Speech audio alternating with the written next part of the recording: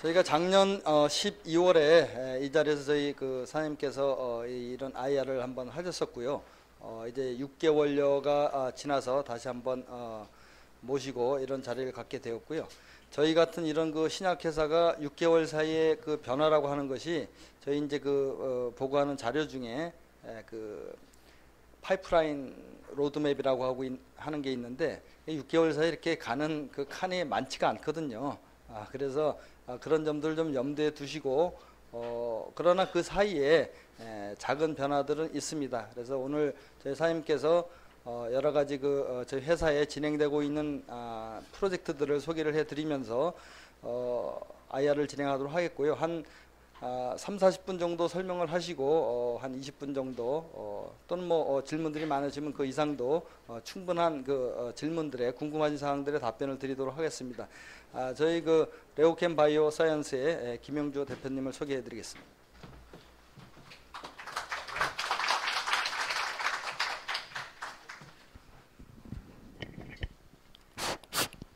예, 그 레오캠 바이오 사이언스 대표이사 김영주입니다. 정확히 한 작년 지금 말씀드린 대로 한 6개월 정도 지난 것 같습니다. 그 사이에 사실은 그 이슈가 되는 것도 생긴 것이 있고 또 새로 더 발생한 부분들이 있고 하기 때문에 가능한 회사 개요나 이런 쪽으로 간단히 넘어가고 과제 중심으로 말씀드리고 여러분들 그 질문을 받도록 하겠습니다. 그 회사 개요에 대해서는 저희가 한 이력, 여기 위인물에 자세히 설명이 되어 있습니다. 회사 현황, 인력, 기술, 저희가 또 몇 가지 그 과제 선정 그 원칙을 가지고 있습니다. 이런 거. 그다음에 이제 파이프라인. 주로 이제 여러분들이 이제 궁금해하시는 부분이 이 부분이 되어 있고요. 이런 순서로 말씀드리려고 하고요. 저는 작년에도 똑같이 제가 그 말씀을 드렸는데 83년 학교를 공부를 하고 83년 이후에 지금까지 이제 만 32년이 됐는데요. 소위 그 의약품 개발이라는 한 화두를 가지고 하고 있고 거의 대다수를 또 신약 개발에 첫 한 3년 빼놓고는 지금까지 계속 하고 있습니다. 그래서 제가 LG에 만 23년 있었습니다. 있는 동안에 제가 정말 그 어린 나이에 철부지가 들어가가지고 조금 그 신약 개발에 대한 걸 좀 이해하게 된 어떻게 보면은 참 굉장히 지금도 떠난 지 제가 이제 9년이 다 돼가는데 굉장히 고맙게 생각을 하고 있고요. 거의 대부분의 경험들이 사실은 LG에서 쌓은 부분들입니다. 말씀드리면은 참 많은 분야를 LG에 있는 동안에 터치를 한 것 같아요. 그 주로 이제 항생제, 저희가 이제 주력 분야로 하고 있는 항생제라든가 항열제, 항암제는 전부 다 LG에서 제가 짧게는 한 10년, 길게는 20년 경험한 분야가 되어 있고 그 사이에 LG에 있는 동안에 그 한 7건 정도를 기술 이전을 그 글로벌 제약사에 기술 이전을 경험한 바가 있고 참 7건 중에서 제가 방금 밑에서도 제가 해보니까 론치가 돼서 시장이 팍 울리고 있는 것은 딱 하나뿐입니다. 그래서 이게 저도 결국은 또 LG가 있는 동안에 제가 신약 후보라는 걸 정확히 15개, 레오캠까지 포함하면 20개 후보를 발굴했는데 물론 아직 레오캠 거는 5개를 전부 다 아직 중단 없이 보유하고 있고 LG에서 15개 중에 현재 살아남아 있는 게 딱 3개입니다. 팩트 포함해서. 그러다 보면 저도 결국은 우리가 교과서에 나오는 그 신약 개발 중단 사유로부터 결국 자유스럽지 못했구나라는 걸 제가 한번 느껴본 적이 있고, 여러분 제가 현지 연구소장도 한 3년을 해봤고 시장 연구소장, 프로젝트 리더 초기에 그룹장, 연구소장도 해봤습니다만 거의 대다수 이런 어떤 경험을 가지고 경험이 입바탕이 돼서 그 저희가 그 지금부터 8년 전에 레오캠 바이오사이언스 설립하게 됐고, 좀 행운인지 불행인지 잘 모르겠습니다만은 제가 나오기 직전까지도 이 세 분야 저희가 하고 있는 항생제, 항열제, 항암제 현재 LG에서는 전혀 하고 있지 않습니다. 끝까지 제가 사실은 포기하지 말라라고 말씀을 드렸는데 결국은 전부 접었고 이유는 굉장히 간단합니다. 그 LG도 결국은 그때 당시에 트렌드로부터 좀 자유스럽지 못했다. 좀 화두가 그겁니다. 요즘 비만 당뇨 얘기하듯이 소위 그 퀄리티 오브 라이프에 관련된 분야로 이게 옮겨가다 보니까 이런 분야를 경험이 20년 쌓인 분야를 좀 포기가 됐고 제가 좀 마음 편하게 이 분야를 이어서 저희가 지난 레오캠을 설립을 해서 지금까지 계속하고 있고요. 그 사이에 정확히 4년 됐습니다. 저희가 ADC 기술을 접하게 된 게 한 분야를 애대해서 네 분야를 가지고 현재 저희가 계속 추진을 하고 있고 잘 아시다시피 1년 전에 그 IPO를 해서 현재 1년이 지났습니다. 그럼 저희가 뭘 가지고 있느냐? 한 장표로 요약을 해봤습니다. 현재 저희 연구원이 대전 그 신탄진 쪽에 바이오니아 앞에 위치하고 있고요. 현재 정확히 50명입니다. 50명 중에 여기 그 4명이 지금 올라와 있는데 관리 8명 빼놓고 전원이 다 연구원입니다. 연구원으로 돼 있고요. 저 개인적으로는 뭐 초기 연구부터 좀 팩트를 통해서 비록 뭐 간접적이 되겠습니다만 미국 FDA 승인을 경험한 바가 있고요. 또 기술 이전이나 뭐 GSK 아니면 뭐 아스텔라스 이런 것들과 공동 연구를 통해서 좀 사업화에 관련된 부분은 어느 정도 경험을 하고 있지 않겠느냐 이렇게 말씀드릴 수 있고, 또 저희가 지난 경험을 바탕으로 해서 과제를 선택을 하는데 굉장히 중요한 그러니까 몇 가지 포인트가 있습니다. 이런 부분의 원칙을 좀 가지고 있고, 또 저희 같은 벤처기업이 개발 단계에서 우리가 실패를 하게 되면 회사에 미치는 임팩트가 굉장히 크기 때문에 가능한 한 좀 중간중간에 뭐 게이트를 두고 그 게이트를 통과해야만 다음 단계 넘어가는 스트릭트한 어떤 게이트 디시전 시스템을 가지고 있고요. 현재 저희가 갖고 있는 게 뒤에서 자세히 말씀드리겠습니다만은 요게 갖고 있는 게 전부입니다. 전부고, 그러면 뭘 가지고 회사를 만들었느냐? 제가 말씀드리면 딱 이 두 가지입니다.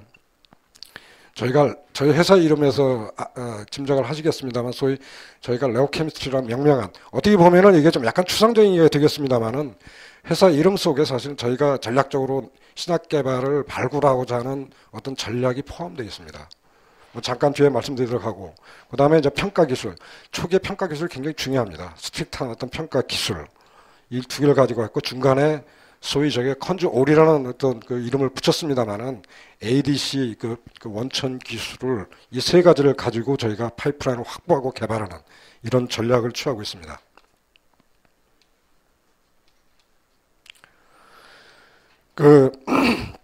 제가 2시부터 사실 밑에서 기자분하고 이제 한 시간 정도를 면담을 하고 왔는데요. 제가 이런 말씀을 드렸습니다.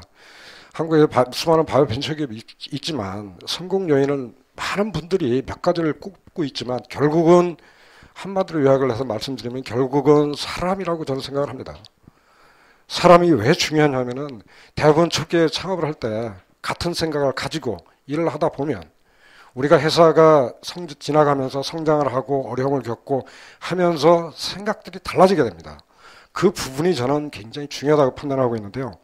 그래서 저는 좀 자랑스럽게 얘기하는 것 중에 하나가 저희 창업 멤버 LG 7명이 창업을 했는데 현재 저희가 7명이 전부 일을 하고 있고요. 그 사이에 LG 출신 2명이 늘어나가지고 지금 현재 9명이 있습니다. 사실은 이 부분이 저는 굉장히 중요하다고 생각을 합니다. 채용하는 것도 중요하지만 그분들로 하여금 똑같은 생각을 가지고 같은 뜻을 가지고 오랫동안 지속하는 일이 저는 굉장히 중요하다고 생각을 하고 있고요. 말씀드렸듯이 지금까지 제가 한 20개 정도 후보를 발굴해 본 경험이 있고, 그러니까 레고 케미스트리를 뭐 한 장표로 요약을 해드렸는데요. 결국은 우리 속담입니다. 우리 속담에 들성 부른 나무는 떡잎부터 알아본다고. 사실은 초기에 우리가 신약 개발 과정에서 초기 소위 리드 물질이라고 생각하는 것이 저는 퀄리티가 굉장히 중요하답니다. 평생 작업합니다. 리드 물질을 어떻게 발굴하고 그 퀄리티가 어떠냐에 따라 가지고 계속 영향을 주고, 만약에 그것이 좀 뭔가 불충분하다면 언젠가는 그 불충분한 부분이 개발 단계에서 드러나서 실패로 이어집니다. 그래서 가능한 한 저희가 생각한 것 중에 하나는 시작부터 약에 좀 가까운, 영어로 드럭 라이크니스라고 표현을 하는데요. 드럭 라이크한 블락을 가지고 후보를 만들면 좀 더 빠른 시간 내에 약에 가까운 후보를 찾아내고자 하는 이런 어떤 전략이고요. 사실 이게 저희가 한 20개 정도 뭐 굉장히 노블한 약에 가까운 조각들을 가지고 있는데, 이 부분이 저희가 지난 30년을 이 신약 개발에서 싸우는 사실 전부라고 생각됩니다. 그 중에는 저희만 가지고 있는 구조들도 있고, 아니면은 남들이 가지고 있지만 많이 이용이 안 된 이런 부분도 있고 해서 이런 전략으로 가면 저희가 통계적으로 보면은 빠르면 1년 반, 적어도 한 3년 이내에 후보를 이런 전략으로 해서 통해서 발굴할 수가 있었고요. 이거는 다른 비교적 다른 회사들이나 문헌에 보고되는 뭐 빅파마나 아니면 국내 대기업이라는 게 LG 경우입니다. LG 경우에 보면 비교적 빠른 시간 내에 우리가 발굴할 수 있지 않았겠냐, 이렇게 저는 생각을 하고 있고요. 이게 하는 예입니다. 예를 들면 여기 그 화학 구조가 이제 사이클 아미다존이라는 구조인데 이 구조는 세계에서 저희만이 유일하게 갖고 있는 구조고요. 이걸 검색을 해보면 저희밖에 안 나옵니다. 이걸 통해서 저희가 지금 현재 임상 2개를 하고 있는 항응열제하고 항옥사졸리는 항생제를 개발할 수가 있었습니다. 왜가 이거 하여튼 좀 더 뭐 깊숙이 들어가면 소위 그 의학합성이 뭐냐 뭐 이런 얘기가 나오는데 소위 의학합성이라는 게 저들 한마디로 얘기하면은 소위 뭐 영어로 PK 싸움이라고 얘기하는데 그런 차원에서 보면 상당히 유용한 다른 어떤 과제도 적용할 수 있는 굉장히 유용한 그 화학 구조라고 얘기할 수가 있고요.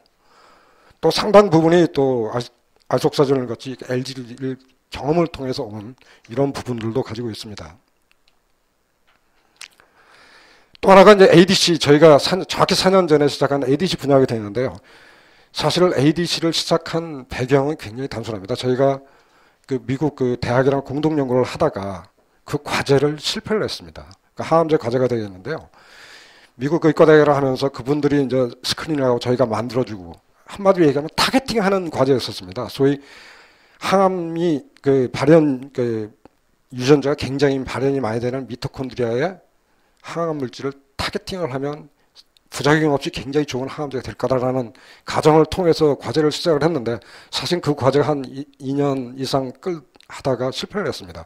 너무 많이 빨리 미토콘드리아 들어가다 보니까 오히려 부작용이 났습니다. 그래서 과제는 실패했는데 이 과제를 어디다 이용을 할까 저희가 몇 달 동안 조사를 했습니다. 저희는 뭐 합성 신약 중심이었기 때문에요. 조사를 하다 보니까 ADC 분야가 가장 그래도 우리 기술을 실패한 기술을 적용하기에 굉장히 유용하다고 판단하여 4년 전에 아이디어를 가지고 사실 이 과제를 시작하게 됐습니다. 그래서 지금 4년이 지났고요. 저희를 지금 생각하기에는 제가 말씀드리겠습니다만 동물에서의 평가는 검증이 끝났다고 판단을 해서 지금부터 저희가 할 일은 지금 발굴된 ADC를 개발 단계, 비임상, 임상 개발 단계 넘어가는 일. 두 번째는 좀 더 다양한 항체 적용하는 일. 세 번째가 되겠습니다. 사실 올해부터 추진하는 과제가 되겠는데요. 이 가능한 이 ADC 기술을 가지고 소위 PDC란 저희가 올해 들어와서 그 PDC 센터로 독립을 시켜버렸습니다. 워낙 확장성이 크기 때문에 PDC란 뜻이 뭐냐면은 여기 말씀드렸듯이 엔티바디가 아니라 단백질 치료제는 항체만 있는 것이 아닙니다. 일반적으로 리간드도 있고 세라피틱 프로틴도 있고 굉장히 다양한 것에 적용을 좀 해보자 라는 생각을 가지고 PDC란 명명을 해서 현재는 ADC, PDC 쪽으로 좀 더 그 확장을 하고 있는 단계가 되겠고요. 좀 뭐 자세한 건 뭐 뒤에 말씀드리고 하는데 이유는 굉장히 간단합니다. 항체가 굉장히 좋은 약임에도 불구하고 몇 가지 단점이 있습니다. 첫째, 굉장히 비쌉니다. 여러분 잘 아시겠지만 아바스틴 1년 처리비용이 10만 불이 넘지 않습니까? PDC 개념은 또 항체라고 해서 전부 예를 들면 항체라고 해서 암초뼈 다 들어가는 게 아닙니다. 이런 단점을 보강한 것 중에 하나가 소위 스캐폴드 프로테인입니다. 분자가 작기 때문에 굉장히 생산하기가 용이하고 몇 10분의 1로 줄일 수 있습니다. 또 암세포의 투과가 굉장히 용이합니다. 그렇기 때문에 저희가 이쪽으로 확장하고 있고 자세한 건 뭐 뒤에 말씀드리도록 하고요. 과제 선정하는 게 결국은 시작부터 우리가 시장 보고 따라가는 게 아닙니다. 절대 시장 보고 따라가는 게 아니라 누가 사갈 거냐 염두에 두고 과제를 시작해야 됩니다. 가장 중요한 부분입니다. 왜? 우리가 끝까지 갈 수 없습니다. 얼마 전에 동아제약의 테디 졸리드가 FDA에서 승인을 받았죠. 팩티뷰 이후에 11년 만입니다. 그러면 동아제약이 어디까지 했느냐? 비임상이었습니다. 그걸 트리우스라는 미국에 있는 벤처회사가 사다가 초기 단계에 샀으니까 굉장히 싸게 사겠죠. 제가 알기로는 1,700만 불에 사갔습니다. 트리우스가 페이스 2A까지 개발을 하고 트리우스 샌디에고에 있는 30몇 명짜리 개발 벤처입니다. 2 끝난 다음에 토탈 4억 불 이상으로 큐비시티가 삽버렸죠. 회사를 통째로. 이게 하나의 비즈니스 모델입니다. 그렇기 때문에 빅파마가 아니면 끝까지 간다는 가정하에 사업계획을 세우는 게 아니라 중간에 분명히 누구한테 넘겨야 된다는 가정하에 과제를 선정해야 되기 때문에 여기 뭐 여러 가지 있지만 가장 중요한 거는 누구한테 팔 거냐 어느 단계에서 이걸 미리 선정하고 가야 된다는 거고요. 또 하나가 이 굉장히 또 중요한 얘기가 되어 있는데요. 한국에는 시작 개발하면 그거 세계 최초야? 세계 최초는 굉장히 좋습니다. 좋지만 성공률이 세계 최고 소위 베스트 인 클래스냐 퍼스트 인 클래스냐 항상 퍼스트 인 클래스가 시작해서 성공하는 게 아닙니다. 빅파마 퍼스트 인 클래스 굉장히 선호합니다. 그러나 성공률로 볼 때는 베스트 인 클래스하고 퍼스트 인 클래스는 성공률에서 엄청난 차이가 납니다. 퍼스트 인 클래스 성공률 절반 이하입니다. 베스트 인 클래스 물론 경쟁을 뚫어야 됩니다. 이걸 어떻게 밸런스를 갖추고 가느냐. 이게 굉장히 중요하고 저는 전략적으로 항생제와 항열제 분야 철저하게 베스트 인 클래스 전략으로 가고 항암제, 타겟이 굉장히 많습니다. 수백 개가 있습니다. 그러나 수백 개라면 수백 개 중에 누가 이길 거냐 하는 것은 또 다른 얘기입니다. 그렇기 때문에 이건 철저하게 공동연구와 퍼스트 인 클래스 전략으로 가겠다라는 것이 저희들 시작부터의 어떤 전략이었습니다. 또 게이트 디시전 시스템 말씀드렸듯이 후반부에 실패하면 워낙에 비용을 많이 쓰고 실패하면 임팩트가 크기 때문에 가능한 초기 단계부터 게이트를 만들어서 좀 철저하게 좀 관리를 하자는 얘기입니다. 사실은 이제는 이 게이트 디시전 시스템이 웬만한 큰 제약사들은 다 갖추고 있습니다만 저희는 회사 만들고 첫 번째 한 일이 이 부분입니다. 아까 말씀드렸듯이 15개 중에 12개가 중간에 다 트랍됐거든요. 이걸 방지하고 줄이는 방법은 이 방법입니다. 그러나 노력을 끝까지 해야 됩니다. 이게 말씀드린 전부고요. 말씀드리면 옥사졸리는 게 페이스 1B가 끝나고 저희가 지금 사실은 동화제약의 테드졸리와 경쟁자입니다. 차별화시키기 위해서 물론 차별화 포인트가 있습니다. 우리가 인디케이션 측면에서 충분히 차별 포인트가 있다고 생각을 하고요. 끝나고 현재 저희가 지금 뭐 아직 그 임상 1B 리포트를 받지 않았는데 저희가 차별화를 확실하게 하기 위해서 사실은 저희가 페이스 1B를 일주일 트리트했습니다. 근데 저희가 3주로 늘려가지고 현재 서울대 분당병원에서 막 시작을 했고요. 한 3개월 정도 끝나면 3주까지 세이프티 확보하자. 테디졸리드 여러분 아시겠지만 3상 5일 했습니다. 5일 투여를 못합니다. 독성이 굉장히 강하기 때문에 약효는 굉장히 좋습니다. 그러나 5일 이상 투여를 못하기 때문에 차별화 포인트를 확실히 가져가자 해서 3주짜리 1B를 저희가 다시 시작을 했고요. 아마 좀 한 8, 9월 정도 끝나고 그러니까 연말쯤이 되겠습니다. 페이스 2A를 저희가 이미 샘플을 합성 다 끝나고 준비를 하고 있습니다. 가고 있고 차세대 옥사졸리드는게는 사실은 저희가 이 과제의 백업 과제로 시작을 했는데 워낙에 리네졸린 내성균의 약효가 좋기 때문에 이건 전략적으로 저희가 주사제로서 중국에서 전 세계에서 항생제 시장 제일 큰 데가 중국입니다. 워낙 성장률이 빨라가지고 중국에서 전략적으로 저희가 비임상 개발에 들어가 있고요. 세팍에 아시다시피 이거 아스트라제네카가 하던 과제입니다. 저희가 이 과제 끝낸 게 아니라 비임상 계속 진행하고 있고요. 자세한 건 뒤에서 말씀드리겠습니다. 테네 녹십자에서 미국에서 1B 끝났습니다. 1B 끝나서 일주일 트리트를 했는데 부작용 리포트 단 한 건도 없습니다. 뒤에 가서 자세히 말씀드리도록 하고요. 항암제는 제가 서두에 말씀드렸듯이 철저하게 파트너링 전략으로 가서 인터프로테인 일본에서 합니다. 신규 항암제는 짜노피랑 저희가 2년째 같이 하고 있고 최근에 우리가 그 스티어링 커미티 미팅을 통해서 그 다음 단계로 한번 가보자라고 합의한 바가 있고요. 3개월 이내에 넥스트 동물 실험까지 간다. 타겟 밸리데이션 차원에서 굉장히 중요하기 때문에 결정을 했고요. ADC 저희가 하나 하고 있는 게 아닙니다. ADC1 저희 연말에 비임상 들어갑니다. ADC2 녹십자하고 같이 하고 있습니다. ADC3 네오팜이랑 같이 하고 있습니다. 후보 결정됐습니다. 그래서 지금 저희가 여력이 없어가지고 앞에 걸 끌고 나가다 보니까 조금 뭐 진척이 느려지고 있습니다만 이거 내년도에 다 비임상 들어가야 됩니다. 그 다음에 말씀드렸듯이 PDC가 올해부터 시작을 해서 현재 저희가 추진하고 있고 그래서 제가 지난번에도 말씀드렸는데 앞으로 2, 3년이 지나면 저희 파이프라인 구조가 바뀔 거다. 상당 부분이 이쪽에서 뭐 임상, 비임상 들어가는 부분이 많이 나올 거다라고 작년에 말씀드린 수가 있는데 현재 저희가 4개를 터치하고 있고 저희가 이게 기술 자체가 원천 기술이기 때문에 다양한 항체 적용할 수가 있습니다. 저희는 지금 현재 3가지에 다 적용이 됐기 때문에 일단 소위 그 기술의 어떤 일반성, 제너럴리티 면에서는 저는 그 검증이 됐다고 판단을 하고요. 저희가 이 과제 같은 경우는 동물에서 검증이 끝났고 자세히 데이터를 보여드리도록 하겠습니다. 기술 이전 여러분들이 다 아시는 내용입니다. 말씀드렸듯이 7건을 공동연구 혹은 7건을 했고요. 그래서 현재 이 중에서 중단된 거는 여러분들이 뭐 이런 게 더 궁금하실 것 같은데 아수라 건 하나입니다. 나머지들은 별 차질 없이 진행을 되고 있습니다. 아까도 말씀드렸듯이 6개월 지나서 뭐가 바뀌었느냐. 사실은 한 칸 움직이기가 쉽지가 않은데 여러분들이 저는 항상 얘기하고 싶은 게 저희가 파이프라인상의 움직임이 어떻게 돼가고 있느냐. 무슨 변화가 있었느냐. 이런 차원에서 저희 회사를 좀 이렇게 좀 판단을 해 주셨으면 하는 바람입니다.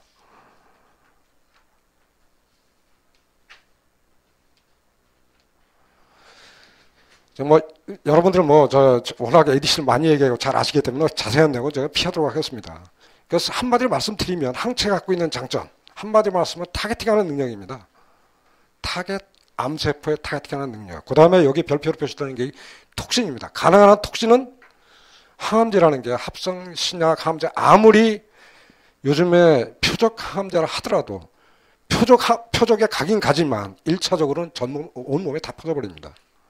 표점에서 타적을 찾아가는데 가능한 한 이렇게 묶어버리면 링크를 통해서 묶어버리면은 항체가 갖고 있는 타겟팅하는 능력과 이 톡신이 나타나는 약효, 항체 자체는 약효가 세지가 않습니다.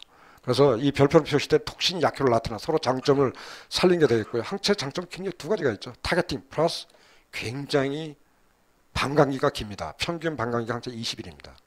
그러니까 한 번 맞으면 굉장히 오랫동안 자주 안 맞아도 된다는 이 장점이죠.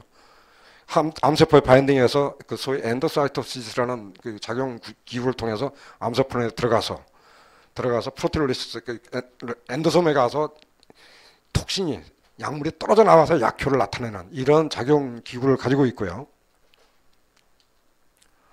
지금 현재 사실은 통계가 여기 뭐 3, 40개 이렇게 표현되어 있는데요. 사실은 점점 늘어나고 있습니다. 그러나 대부분 레이트 스테이지보다는 그러니까 얼리 스테이지, 일상 쪽에 굉장히 많이 있고 빅파마 치고 ADC 쪽에 안 들어가는 회사가 없습니다. 워낙에 항체에 비해서 약효가 뛰어나기 때문에 임상적으로 약효가 뛰어나기 때문에 대부분 많이 들어가 있고요.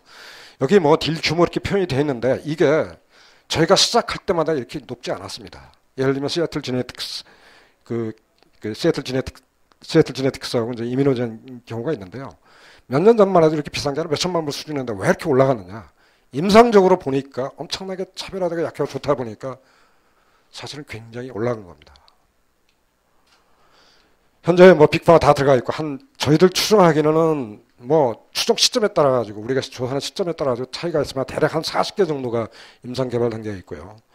그다음에 이렇게 두 회사 기술이 각광을 받다 보니까 사실은 지금 그 두 회사 기술이 몇 가지 이제 단점이 있는데 그걸 극복하자 하는 벤처가 최근 몇 년 사이에 사실 많이 생겼습니다. 어떻게 보면 저희 경쟁자입니다. 생겼지만 제가 알기로 새로운 기술로 임상에 들어간 거는 별로 없습니다. 왜냐하면 한 회사가 새로운 기술로 들어갔다가 임상에 실패한 이유를 아직 진입한 것 같고 출발 포인트에서 본다면 저희가 경쟁자에 비해서 그렇게 뒤떨어졌다고 저희들은 판단하지는 않습니다. 아시다시피 캐스알라가 작년 2월 달에 허가를 받았죠. 아마 이때 가면은 엄청나게 소위 허세핀 시장을 다 잠식할 거라고 판단을 하고 있는데 재미난 거는 여러분들 가서 제넨텍이나 로시 파이프라인을 뒤져보면 캐스알라가 이게 소위 그 브레스트 캔서에 허가를 받았지만 캐스알라가 9개 임상을 하고 있는 것만 보실 겁니다. 컴비를 해가지고 인디케이션 계속 넓혀가고 있어서 왜냐면 일단 처음에 가장 시장이 큰 브레스트 캔서 허가를 받았지만 인디케이션 확장을 통해서 시장 확대를 노리고 있습니다. 아마 굉장히 블록버스터가 갈 걸로 생각을 하고 있고요. 작년에 탑 10 중에 포함됐을 정도로 각광을 받고 있습니다. 에스세트리스는 이게 시애틀 지네틱스 기술인데 뭐 3년 전에 허가를 받았습니다만은 이게 백혈병 쪽이기 때문에 사실 시장이 그렇게 크지가 않습니다. 특히 난 호지킨스 리포마 이쪽이기 때문에 환자가 그렇게 많지가 않기 때문에 상대적으로 작은 걸 시장이 좀 작게 표현되고 있습니다만 기술 자체가 그러면 캐스알바 떨어지냐 그렇지 않습니다.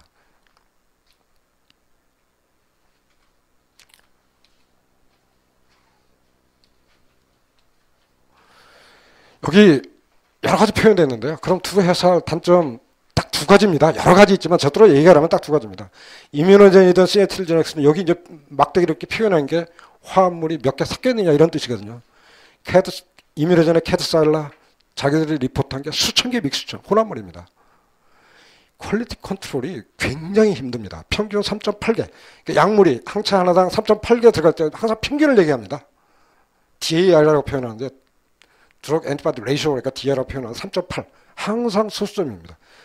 그나마도 시애틀 지네틱스는 그 혼합물 개수가 적습니다. 아직도 굉장히 많은 혼합물로 구성되어 있고요. 또 이게 이런 식으로 돼 있으면 몇 가지 단점이 나타나가 소위 그 세라피틱 윈도우라고 표현하는데 약효를 나타내는 거와 독성을 나타내는 걸 우리가 그 윈도우라고 표현합니다. 이게 굉장히 좁아집니다. 혼합물. 왜냐하면은 많이 매달렸다고 해서 약효를 많이 나타나는 게 아닙니다. 오히려 이쪽 부분에 가면은 독성을 증가를 시킵니다. 그렇기 때문에 평균적으로 많이 매달린 것이 장점으로 작용을 해야 되는데 오히려 단점으로 작용한다는 뜻이고요. 더 심각한 거는 여기 표현이 안 돼 있는데요.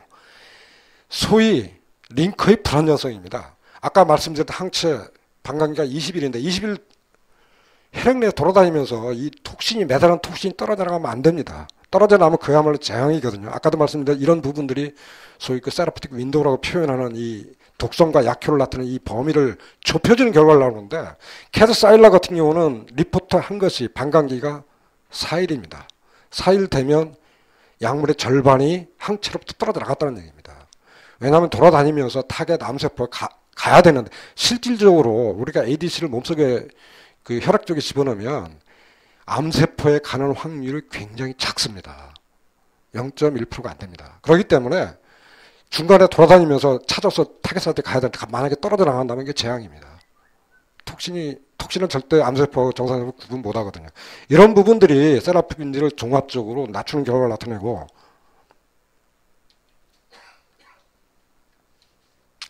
저희 전략은 이렇습니다. 이제 두 가지입니다. 단일 물질로 하자. 또 링커가 방광기 동안에 절대 떨어지나 타겟 사이트에 가기, 암세포에 가기 전까지 떨어지지 않게 만들겠다는 두 가지 목표를 잡아보자 하는 전략으로 시작을 했고, 그럼 어떻게 할 거냐? 저희 원리는 굉장히 간단합니다. 소위 항체에 보면은 요게 그 하늘 색깔로 표현한 게 암세포에 가서 이 바인딩하는 반응하는 부분이 되어 있고요. 나머지가 이제 FC라고 해가지고 소위 항체 특성을 나타내는 부분이 있기 밑에 부분이 되겠는데 바인딩하는 부분에 뭔가 변화를 주면은 약효가 떨어집니다. 그렇기 때문에 전혀 반응하지 않는 부분의 끄트머리에다가 특정한 엑스트라 소위 켑스바드라고 이제 표현하는데 이걸 도입을 한 다음에 효소 반응을 통해서 물에서 효소 반응을 통해서 이 그린 색깔로 표현했는데 링크를 매달자 이런 전략입니다. 링크를 매단 다음에 여기다 간단한 화학합성을 통해서 드럭을 매달자 투 스텝으로 가자라는 전략입니다. 이런 전략으로 이 과제를 4년 전에 우리가 이 과제를 사용을 했고요. 결론적으로 보면 시애틀 지네틱스 이노제닉에서 저희는 딱 양쪽에 항체라는 게 항상 대칭이거든요. 양쪽에 2개 달렸습니다. 우리가 4개도 매달 수 있습니다. 짝수로. 4개도 만들 수 있는데 왜 더 이상 만들지? 아까도 말씀드렸듯이 약물을 많이 매단다고 중요한 게 아닙니다. 많이 매달수록 항체 물성이 나빠집니다. 나빠지고 오히려 독성이 증가하기 때문에 지금까지 보면 원하는 위치에 단일 물질을 2개만 만들면 평균 4개 다는 것보다 약효가 좋다라는 것이 이미 알려져 있는 사실입니다. 그래서 2개만 달고요.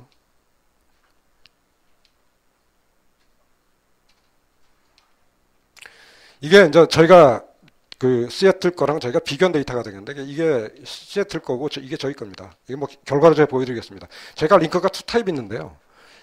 일주일이 지났을 때 저희 거는 예를 들면 링크 2의 경우 사람에서 일주일이 지나면 5% 떨어져 나갔습니다. 시애틀 같은 경우는 하루가 안 됩니다. 하루가 안 된다면 톡신이 다 떨어져 나가 버립니다. 저는 이해가 안 되는 게 이걸 가지고 약을 만들었다는 게 이해가 안 될 정도로 굉장히 불안정합니다. 링크가. 아까도 말씀드렸듯이 그 이뮤노제닉 같은 경우는 자기들 리포트한 게 4일이거든요. 4일인데 저희 거 같은 경우는 이거 같은 경우는 뭐 거의 일주일 사이에 1% 미만. 이쪽은 사람의 경우는 한 5%. 5% 정도면 저희가 예측을 하면 방광기가 대략 80일 정도를 예상합니다. 반이 약물이 떨어져 나가는 거예요. 그러나 80일까지 갈 필요가 없습니다. 항체 자체 방광기가 20일밖에 안 되기 때문에 20일 이상만 되면 저희는 충분하다고 판단을 하고 있습니다.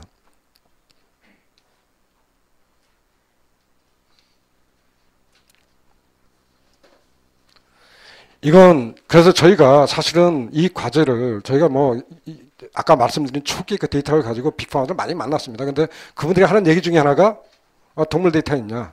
사실은 저희가 2년 전부터 동물 데이터를 얻으려고 무지무지하게 노력을 했는데 처음에는 중국 CRO도 이용을 하고 했는데 사실은 중국 CRO를 이용해서 몇 번 실패를 했어요. 그러면서 이 데이터는 저희가 만들어낸 게 아니고 참 녹십자 도움을 저는 엄청나게 많이 받았습니다. 확실히 녹십자가 일을 잘하는 게요. 이 녹십자에서 전부 만들어낸 데이터들입니다. 그래서 보면 일주일 간격으로 투여를 했을 때 보니까 이것이 저희 ADC 109라는 ADC를 항체를 투여한 건데요. 뭐 한 20일 정도 지나니까 거의 이게 빨간색으로 표현한 게 허셉틴입니다. 허셉틴과 똑같은 양을 투여했을 때 보니까 확실히 한 2주 정도 지나면 없어지기 시작해서 한 20일 정도 지나면 암 종양이 완전히 다 없어지고요.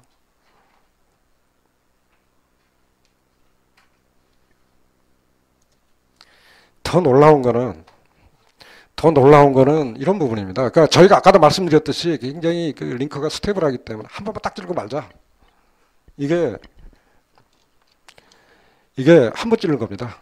첫날 딱 들고 한 번도 안 찌르는 겁니다. 이게 허접팀 경우는 일주일에 한 경 투입한 거다 보면은 역시 마찬가지로 한 열흘 정도 지나면 튜머가 완전히 없어서 38까지 절대 리바운스 하지 않습니다. 항체 같은 경우는 항체를 끊어버리면 암세포가 다시 증가를 합니다. 대부분 리바운스 해버립니다. 그러나 이 경우는 암세포가 아예 다 없어져 버렸기 때문에 리바운스가 되지 않는 걸 확인을 했고요. 그래서 결국은 이런 것들을 사업화 어떻게 할 거냐가 사실 굉장히 중요한 포인트라고 생각을 하는데요. 저희는 어쨌든 간에 사람한테 세 가지 있습니다. 그러니까 첫째는 빨리 이거를 사람한테 약효를 검증을 해야 됩니다. 그래서 저희가 지금 아까 말씀드린 허셉틴 이 ADC를 빨리 개발 모드로 들어가자. 비임상하고 항암제는 임상 일상에서 환자를 사용할 수가 있기 때문에 확실히 저는 차별화시켰다고 생각을 하거든요. 그래서 처음에는 허셉틴을 선택을 한 게 개발하려고 선택한 게 아닙니다. 우리 기술을 검증하기 위해서 선택을 했는데 하다 보니까 약간 너무 좋으니까 개발하자. 허셉틴 국내 시장만 해도 500억입니다. 이거 분명히 저는 있다고 생각을 하고요. 그래서 어느 정도 임상 일상 단계까지 기술 검증하는 것이 첫 번째고, 두 번째는 이 기술을 확대하는 겁니다. 항체. 타겟이 누구냐? 소위 우리 기술을 노블한 항체를 가진 회사가 1차적인 저희 타겟입니다. 항체를 갖고 있는데 링커 기술이 없는, 에디션을 만들기 전에 링커 기술이 없는 그 사람들이 이뮤노제이나 시애틀 접근 못합니다. 3억불 줘야 돼요. 접근 못합니다.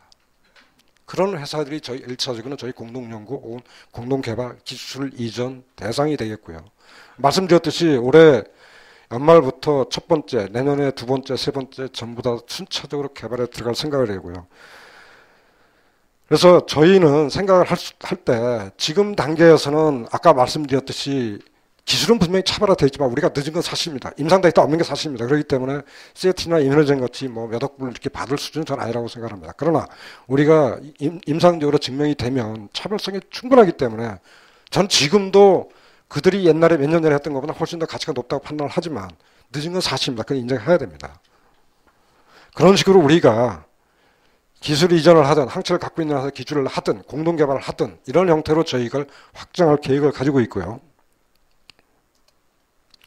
말씀드렸듯이 이거는 PDC입니다. 최근에 우리가 프로틴이 없기 때문에 프로틴을 새로운 노블한 프로틴을 갖고 있는 학교입니다. 제가 뭐지라고 말씀을 안 드리겠는데 학교에 이걸 갖다가 저희 톡신을 붙였습니다. 그래서 현재 지금 동물 실험을 하고 있는데요. 동물 실험하기 전에 시험관내 약효에서는 정말 제가 깜짝 놀랄 정도로 약효가 좋습니다. 이거는 굉장히 의미가 있는 게 항체 분자량이 15만입니다. 이거는 35,000입니다. 작으면 장점이 두 가지가 있어요. 암세포에 굉장히 잘 들어갑니다. 소위 인터널라이즈가 굉장히 빠르고, 두 번째, 항체 동물세포 사용해서 배양해야 되죠. 저희가 항체를 공급받는데 1g당 1억입니다. 이거요, 이콜라이에서 3mm면 나옵니다. 항체 얻으려면 한 달 걸쳐야 돼요. 몇십 분에나 낮출 수 있습니다. 약효가 좀 항체에 비해서 떨어질 건 저는 맞다고 생각합니다. 그러나 워낙에 우리가 싸게 접근하고 있고 빨리 암세포에 들어가기 때문에 얼마든지 전 경쟁력이 있다고 생각하고, 이미 사실은 미국이나 유럽에서는 ADC 쪽에서 이쪽으로 부분적으로 옮겨가고 있는 상태입니다. 항체가 워낙 비싸기 때문에요. 그래서 저희도 다양하게 프로틴을 가지고 적용을 하고 있습니다. 그래서 이 부분은 우리가 갖고 있는 기술이 아닙니다. 아니기 때문에 파트너링을 통해서 좀 풀겠다는 것이 저희 전략입니다. 제가 좀 빨리 진행하도록 하겠습니다. 항열제 제가 한마디만 말씀드리겠습니다. 얼마 전에 한 2주 됐나요? 베링거 인가라임 소송에서 타결을 받죠. 6억 5천만 불을 배상하기로. 이 게임은, 이 사업은 약효 싸움이 아닙니다. 부작용 싸움입니다. 베링게 인게라임이 물론 이거는 팩터 10A가 아니고 트롬빈 억제제입니다. 세계에서 최초로 나간 약입니다. 시장에 나간 지 7년쯤 됐습니다. 500명이 죽었습니다. 수천 명한테 소송이 걸렸습니다. 요거 배상했습니다. 이거 팩터 10A에서도 벌어지지 말라는 법이 없습니다. 저희는 LG에서 10년 동안 이 과제를 경험을 하면서 약효가 중요한 게 아니라 블리딩, 소위 출혈이라는, 왜? 출혈, 메이저 블리딩이 일어나면 사망입니다. 이거 나가서 500명이 죽었거든요. 이거 소송 감당 못합니다. 그래서 우리는 이걸 알면서, 늦었다는 걸 알면서 부작용 줄이자라는 전략을 가지고 이 과제를 시작했고요. 지금 이거 리바록사반 나가 있고요. 에픽사반 허가를 받았습니다. 삼성에도 있습니다. 그러나 리바록사반 임상 3상 결과를 보면 아직도 4% 블리딩 나옵니다. 출혈. 말씀드렸듯이 두 개가 론치가 됐고요. 이게 좀 두 개가 더 이상 3상에 가 있는데 결국은 이 싸움은 블리딩을 얼마나 낮추느냐 싸움입니다. 저기서 출혈을 얼마나 줄이냐 싸움이고 저희가 지금까지 저희 거를 이거 뭐 전부 다 녹십자산 실험인데 보면 리바록사반 대비해서 굉장히 블리딩이 낮췄다는 거를 저희가 확인을 했고요. 소위 블리딩 동물 실험에서 블리딩 보면은 렛에서 수십 배 차이 납니다. 독에서조차 10배 이상 블리딩에서 세이프한 걸 저희가 확인하고 사람에서도 지금까지 단 한 건도 블리딩 리포트가 없었습니다. 임상 결과가 되어 있고요. 그래서 현재 지금 녹십자에서 이제 임상 이상을 일단 끝나고 미국에서 이상을 하다가 이제 벽에 부닥친 게 이상하는데 300억에서 500억 들어갑니다. 그러니까 녹십자도 사실 고민이 굉장히 많습니다. 그래서 국내에서 하자. 휴먼 POC가 굉장히 중요하거든요. 이상해서 사람한테 약효를 확인하는 게 우선 급선무다 해서 저희 전략은 지금 데이터를 가지고 라이센싱 아웃을 추진을 하면서 임상 이상을 국내에서 추진하는 듀얼 전략으로 가고 있고요. 현재 저희 말씀드렸듯이 우리가 뭐 이상 들어가면 저희 마일스톤 맞습니다. 그러나 그건 작습니다. 그게 중요한 게 아니고 2단계에서 임상 이상 전에서 우리가 라이센싱 아웃 되면 저희가 지분을 40% 가지고 있습니다. 사실 녹십자가 여기까지 오는데 돈 굉장히 뭐 국채까지도 봐주면 돈을 많이 썼거든요. 그렇기 때문에 그 부분에 대해서 우리가 지분을 갖고 있는 겁니다. 그래서 듀얼 전략으로 갈 생각이고요. 연말쯤에 임상 이상에 진입할 예정입니다. 근데 만약에 이런 것들이 이상해서 이런 장점들이 부각이 된다면 리바록서반 예를 들면 에픽서반 같은 경우 글로벌 라이선싱 하는데 벌써 뭐 10년 가까이 된 얘기입니다만 그때 마일스톤이 10억 불 했거든요. 그러니까 적어도 늦었지만 그 정도는 안 돼도 적어도 몇억 불 정도는 오르게 되지 않을까 저는 이렇게 판단을 하고 있습니다. 말씀드렸죠. 옥사딜로 당당히 저희는 장기 투자로 가겠다는 전략입니다. 일반적으로 테디 졸리드가 허가받은 거는 피부 감염입니다. 피부 감염 일반적으로 일주일이면 치료가 됩니다. 약효 굉장히 좋은 약물입니다. 그러나 우리가 폐렴이라든가 골수 감염이라든가 하면은 굉장히 장기 투여를 해야 되는데 옥사딜로는 단점이 장기 투여가 불가능합니다. 소위 그 골수 독성이 나타나가지고 약을 끊어야 될 정도로 굉장하기 때문에 우리는 장기 투여로 전략을 바꿔서 가겠다라는 우리 전략입니다. 소위 장기 투여하는 소위 그 영어로 이제 딥슈 인펙션이라 해가지고 이런 폐렴 이런 쪽으로 전략을 바꾸겠다는 생각이고 저희가 늦은 건 맞습니다. 그러나 우리가 이런 쪽에서 안전성의 차별성을 가지고 인디케이션을 차별화시키겠다는 전략으로 가고 있고요. 말씀드렸듯이 일상 끝났고 지금 현재 사실 중국 쪽에 항생제 시장이 제일 큽니다. 하기 때문에 접촉을 하고 있습니다. 우리가 계속 개발을 하면서 중국 쪽에 저희가 그 기술 이전 접촉을 하고 있고요. 현재 일상이 끝났고 연말쯤에 이상에 저희가 들어가고 있고 또 하나는 그 사이에 올해 바뀐 것 중에 하나가 사실 동남아 지역에서는 중국 시장도 마찬가지로 경구용 저희가 이제 경구용으로 개발하고 있는데 경구용보다는 주사제가 4배가 시장이 더 큽니다. 그래서 저희가 주사제를 저희 실험실에서 넌 GLP를 해보니까 오히려 경구보다 더 세이프해요. 그래서 현재 저희가 하반기부터 비임상을 미국에서 추진하려고 합니다. 동시에 가자. 주사제. 이거는 정확히 중국 시장을 본 겁니다. 그래서 동시에 추진을 하고 있고요. 지금까지 데이터로 봐서는 이 경구든 주사제든 사실은 페어를 가는 게 맞습니다. 테디졸리도 지금 경구 허가를 받았지만 주사제도 이제 그 임상을 하고 있거든요. 그래서 이런 쪽으로 페어 갈 생각이고 중국 시장을 본다면 오히려 주사제 쪽에서 굉장히 많은 우리가 시장을 차지할 수 있지 않을까 이렇게 판단을 하고 있습니다.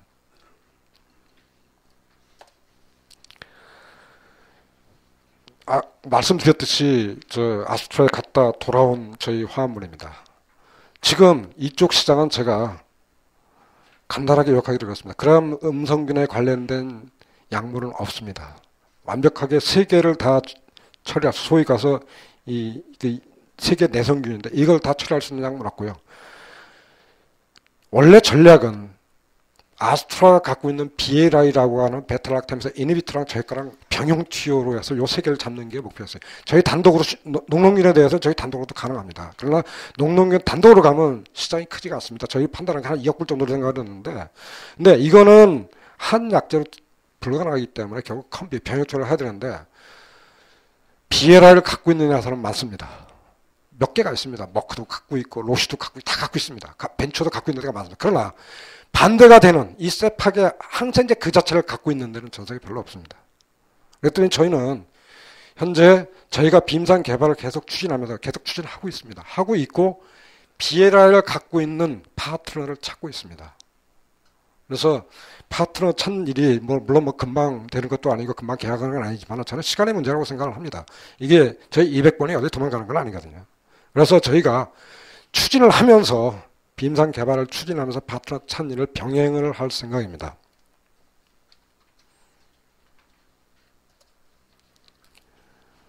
말씀드렸듯이 저희 빔상 계속 추진을 하고 있고요. 또 저희가 또 하나가 뭐냐면은 사실 백업을 가지고 있습니다.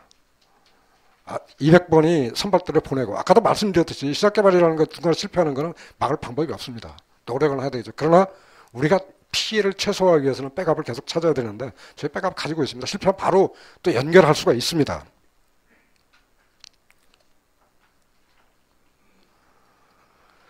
그 과제된 거 말씀드렸고요. 매출, 경영계획 말씀드리고 있는데 저는 이 말로 대신할까 합니다. 사실 올해 이미 그 아수라권 225억을 영향받는 건 맞습니다. 그러나 우리가 그 ADC에 관련돼서 사업계획 원래 늦지는 않았습니다. 보수적으로 잡았는데 그 부분에 어느 정도 조금 좀 메이크업을 해주지 않을까 저희들은 이제 판단을 하고 있고 가능한 한 경영 목표를 달성하려고 노력하겠습니다만 사실은 저희가 50억 매출을 이루려고 정말 이 회사를 운영하는 건 아니라고 생각합니다. 서두에서 말씀드렸듯이 정말 이 파이프라인이 제대로 정말 움직이고 있느냐 이런 측면에서 저희 회사를 좀 판단을 해주셨으면 하는 바람입니다. 말씀드렸듯이 저희는 사실은 작년 연말에도 얼핏 장편은 아니고 말씀을 드렸는데 서두에서 말씀드렸듯이 한 2, 3년 지나면은 저희 파이프라인이 상당 부분 이제 바뀌었을 거다. 결국은 트렌드 지금 합성 신약 성장률이 2%가 채 되지 않습니다. 많은 부분이 이제 바이올로지컬에 움직이고 있는데 그러면 바이올로지컬 드럭이 계속 갈 거냐? 사실은 그렇다고 보지는 않습니다. 합성이 갖고 있는 장점이 있습니다. 경구투여가 되고 약효가 싸고 바이올로지컬 경구투여 안 됩니다. 굉장히 비쌉니다. 이런 부분이 있기 때문에 합성 신약으로 시작한 저희들조차도 이 트렌드를 저는 무시해서는 안 된다고 생각을 하고 궁극적으로 저희 회사 이름이듯이 케미스트리와 이제 바이올로지를 합성과 바이올로지컬을 연결하는 이런 쪽으로 중장기적으로는 저희 성장 전략을 가지고 있습니다. 그런 것들이 서두에서 말씀드린 ADC 가서 임상 확인을 하고 동물 확인은 이제 끝났으니까 임상 확인하고 확장하고 또 다른 프로틴을 확장하는 이런 식으로 해서 우리가 저희가 원하는 어떤 비전을 달성하려고 노력할 생각이고요. 말씀드렸듯이 ADC가 임상이 성공하면 또 한 번 저희가 점프할 수 있지 않겠느냐. 저는 2년을 보고 있습니다. 지금 시작하면 한 2년 내에 그 임상 결과가 나오고 하면 우리가 또다시 한번 도약할 수 있는 기회가 되지 않을까. 또 많은 또 파이프라인들이 또 뒤따라 갈 거고 성장 동력이 될 거라고 생각을 하고 그 사이에 사실은 지금 말씀드리는 항생제라든가 항생제 세계 항우열제 이런 부분들이 성장하는 과정에서 좀 이렇게 큰 돈은 아니지만 마일스톤을 받으면서 좀 백업을 해주는 이런 것이 근본적인 저희 성장 전략입니다.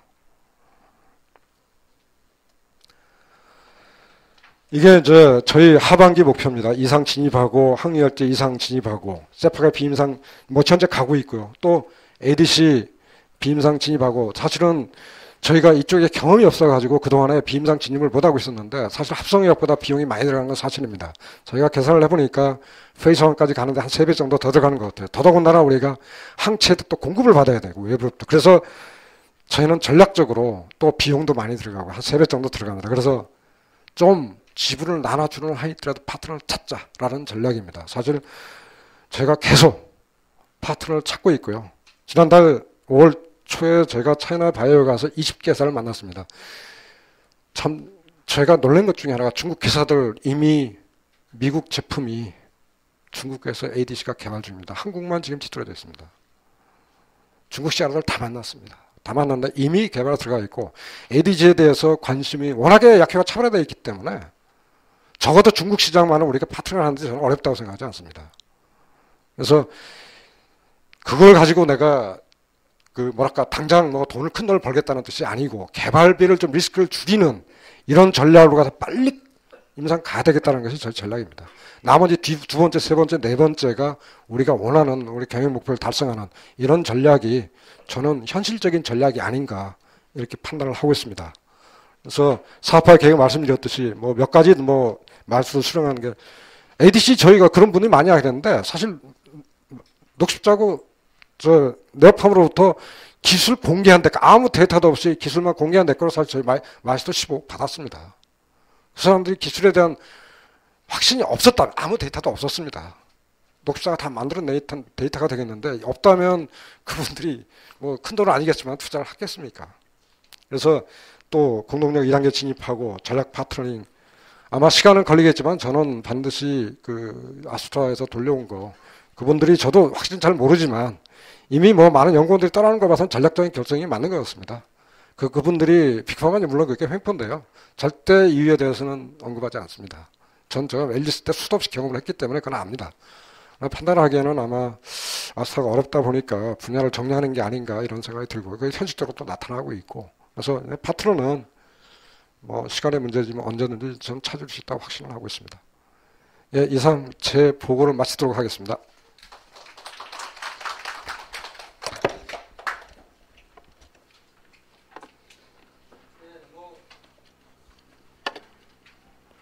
궁금하신 사항들 아마 많이 있으실 거고요. 특히 뭐 저희도 잘 알고 있습니다만 뭐 최근 주가 상황이 이렇게 썩 좋지가 않아 가지고 아마 그런 면에서 여러 가지 사항들이 있으실 터인데요. 질문해 주시면은 저희 사장님이나 제가 저희 회사에 대한 내용을 소상히 답변을 드리도록 하겠습니다. 편하게 질문해 주십시오.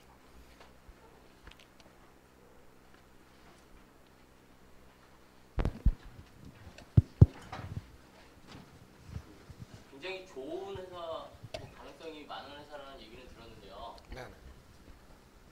본격적으로 질문드리겠습니다. 회사에서 그 김용주 대표님도 중요한 인물이신 것 같고 박태규 연구소장님도 중요한 것 같은데 누가 더 중요한지는 잘 모르겠고 제가 보기에는 그 김용주 대표님도 굉장히 중요하고 지금 연구를 계속 하고 계신다라는 일단 가정하에 질문을 드리면 저런 게 진행이 되면 2, 3년 후에는 굳이 이런 IR을 하지 않아도 굉장히 잘 될 거라는 생각이 드는데 굳이 이렇게 직접 대표이사가 나셔서 IR을 해야 되는 필요성이 있을까라는 생각이 내내 들었거든요. 예, 제가 답변 드리겠습니다. 작년에 상장하기 전에 그 돌아다니면서 사이드 여도에 제가 한 일주일 있었습니다. 하루에 6개, 7개씩 그 로드쇼를 하면서 제가 받았던 인상 중에 하나가 이런 부분입니다. 이거 정말 이해가 시키기 굉장히 힘들겠다. 끝없이 커뮤니케이션 하면서 서로 사업을 이해를 시켰다는 생각을 해서 우리 여기 박 부사장 계시지만 지난 1년 동안 매주 수요일 날 왔습니다. 시장을 떠나서는 기업은 존재할 수 없다고 생각합니다. 평생 저 기업에 몸을 담고 느낀 것 중에 하나가 사실은 많이 이해하실 것 같으면서 이 사업의 속성을 이해 못 하시는 분이 심지어는 저도 예를 들면 진단, 저 평생 바이오를 했습니다만 진단 쪽이 하나도 모릅니다. 사업의 속성도 모르고 기술은 모르는 건 당연한 거고요. 이 부분을 시장과의 소통이 저는 굉장히 중요하다고 판단했어요. 지금 말씀드렸듯이 이해가 안 돼서 시장에서 소외되면 저는 안 된다고 생각하거든요. 오늘 IR은 제도적으로도요. 기술성 특례 상장을 통해서 상장된 회사는 6개월에 한 번씩 1년에 2번을 의무적으로 IR을 하도록 되어 있습니다. 그리고 오늘은 2014년도 상반기에 의무 공시 IR 자리이고요. 저희가 예를 들어 뭐 꼭 의무 공시 IR라고 해서 저희가 이 IR을 꼭 하는 것은 아니지만 오늘의 요 거래소에서 하는 IR은 지금 그런 제도적인 그 사항에 의해서 오늘 진행해 드린 겁니다. 작년 12월에도 그런 제도에 의해서 했었고요.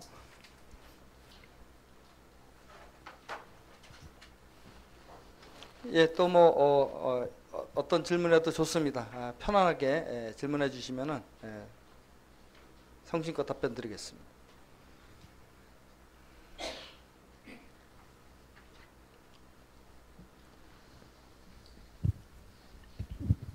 예, 그 수성의 새 윤덕화 상무입니다.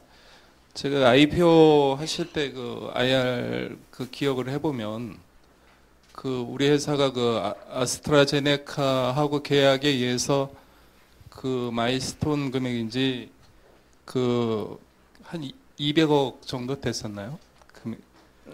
전체 규모는 1.4억 불이고요. 저 이제 그 토탈. 아니, 예. 받으셨던 금액. 그러니까 저희가 초기에 받았던 건 20만 불이었었고요. 올해 만약에 그게 갔었으면 225만 불을 더 받도록 되어 있었던 계약입니다. 아, 예.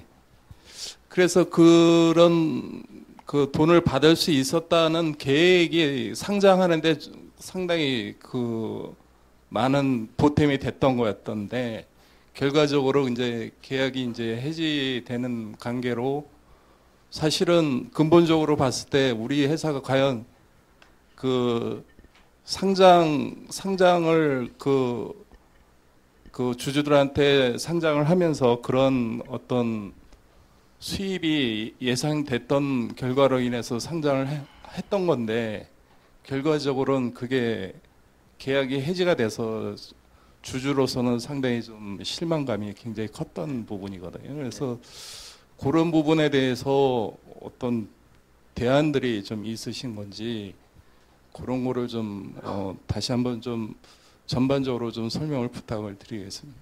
뭐 사실관계부터 먼저 말씀을 드리면요. 저희가 아스트라하고 계약한 거는 2012년 12월 14일 날 계약을 했고요. 상장위원회는 12월 20일 날 열렸습니다. 그리고 저희가 상장 심사서, 그러니까 예비심사 청구서를 낸 거는 2012년 10월에 냈습니다. 그러니까 저희가 심사가 다 끝났을 때는 아스트라 건의 계약이 있었던 상황이 아니고요.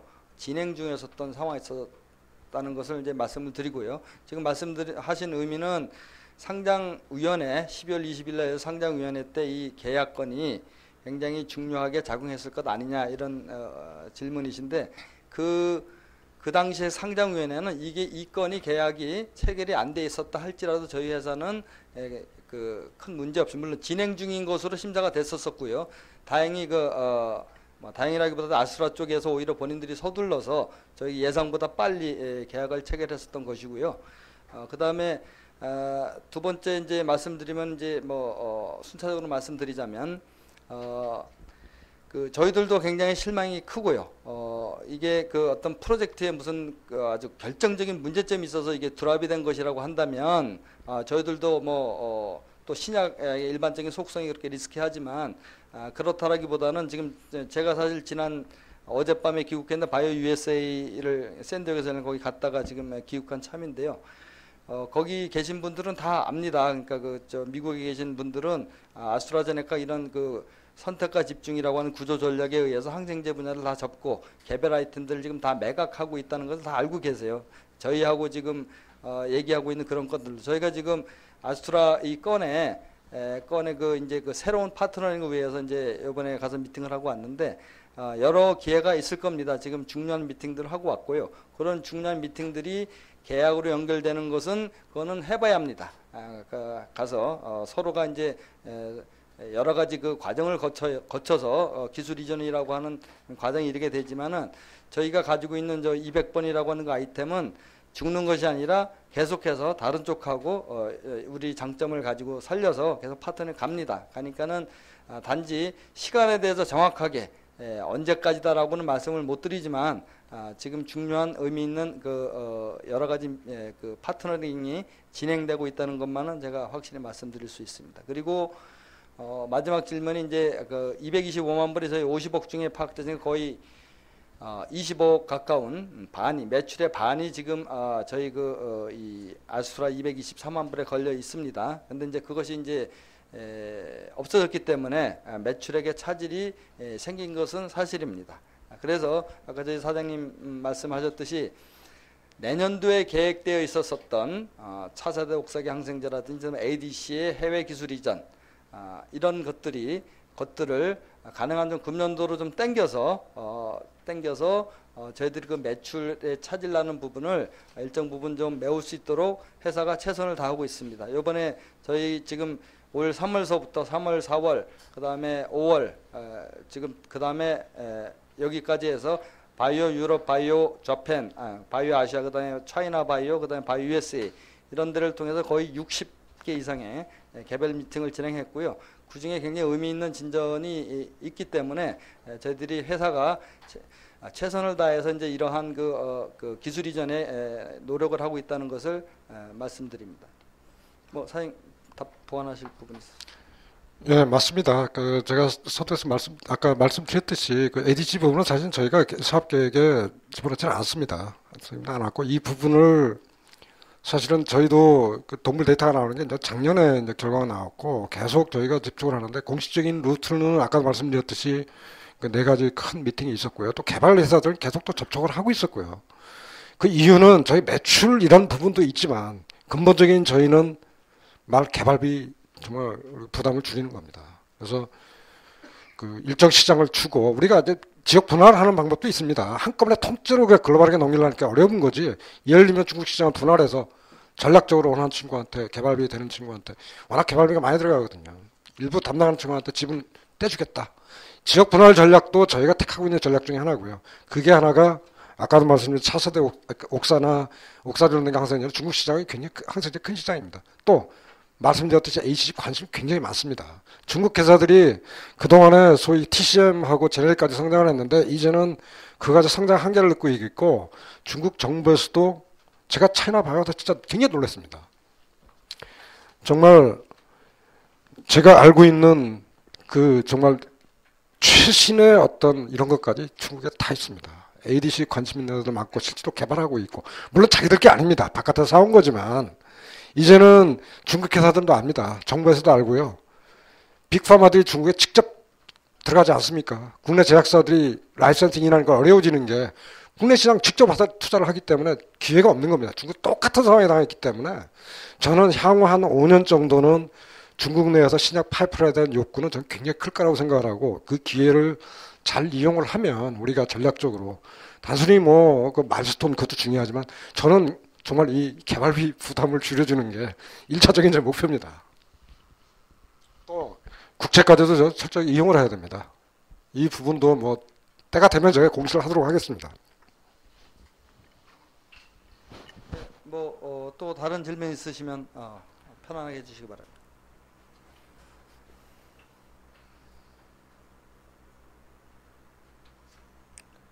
예, 추가적인 질문이 없으시면요, 저희 미팅 끝난 다음에 저희한테 이제 개별적으로 오셔가지고, 뭐 다른 날 뭐 별도로 미팅을 요청해 주셔도 좋고요. 아니면 좀, 편안하게 개별 미팅을 통해서 궁금하신 사항들에 대해서 충분한 답변을 드릴 수 있도록 하겠습니다. 바쁘신 시간에 금요일에 이렇게 귀한 시간 내주셔서 감사드립니다. 이상으로 레오캠 바이오사이언스의 IR을 마치도록 하겠습니다.